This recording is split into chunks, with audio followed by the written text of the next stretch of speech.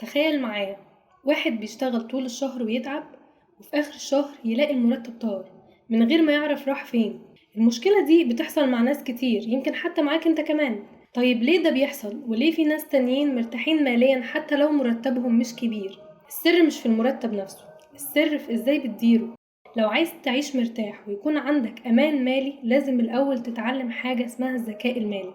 طيب السؤال دلوقتي، ازاي تدير مرتبك مهما كان قليل؟ وايه اهم الاماكن اللي لازم تحط فيها فلوسك عشان تضمن مستقبل مالي افضل؟ في الفيديو ده هشارك معاك 5 اماكن اساسية تحط فيها فلوسك، وصدقني المكان الخامس هو الاهم على الاطلاق، وممكن يكون بداية رحلتك لبناء ثروة حقيقية. اول مكان لازم مرتبك يروح له هو التأمين الاجتماعي. يمكن تحس ان ده فلوس بتتسحب منك على الفاضي، لكن الحقيقة هو امانك بعدين. لو انت موظف حكومة او في قطاع خاص، المفروض جزء من مرتبك يروح للتأمين.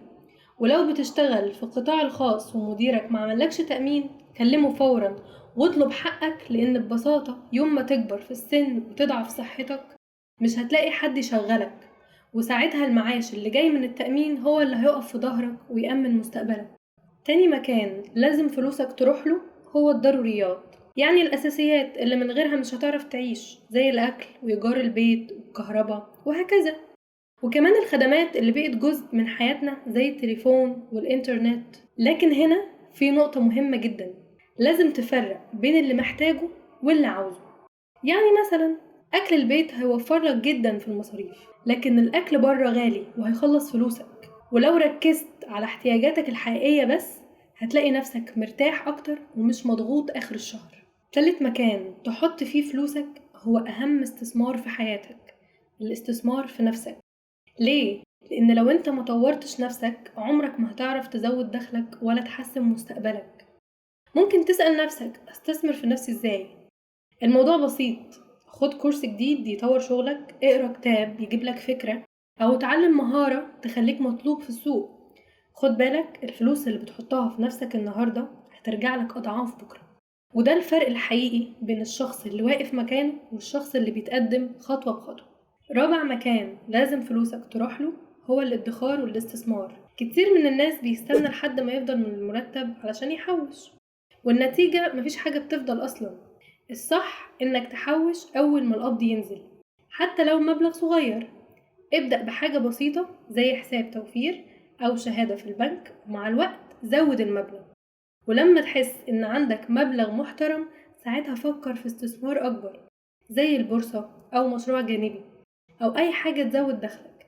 خد بالك الفلوس اللي بتحوشها مش عشان تفضل نايمة، لكن علشان تشتغل هي مكانك وتجيب لك دخل إضافي. وآخر مكان، وده بصراحة أهم مكان، هو إنك تحط فلوسك في حاجة تبني لك أصول. يعني إيه أصول؟ يعني حاجة تجيب لك دخل من غير ما تحتاج تشتغل بإيديك كل يوم. ممكن تكون مشروع صغير بيجيب لك فلوس، أو عقار بتأجره، أو حتى أصل رقمي زي قناة يوتيوب أو كورس أونلاين. الفكرة إن الأصول دي هي اللي هتخليك في يوم من الأيام توصل للحرية المالية. يعني حتى لو بطلت شغل، الفلوس لسه بتدخل حسابك.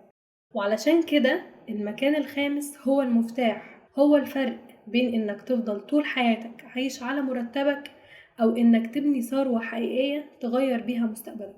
دلوقتي عرفت 5 أماكن ذكية تحط فيها فلوسك، ولو بدأت حتى بمبالغ صغيرة حياتك المالية هتتغير واحدة واحدة. لكن السؤال الحقيقي هنا هو ازاي تدير الميزانية بتاعتك صح من الأساس علشان تلاقي فلوس تتحرك بيها وتبني ثروة. ما تقلقش، الفيديو الجاي هجاوبك على السؤال ده، وهشارك معاك سر إدارة الميزانية بطريقة بسيطة تقدر تطبقها من أول الشهر. استناني، ما تنساش تعمل اشتراك وتفعل زر الجرس عشان توصلك الحلقة الجاية أول ما تنزل.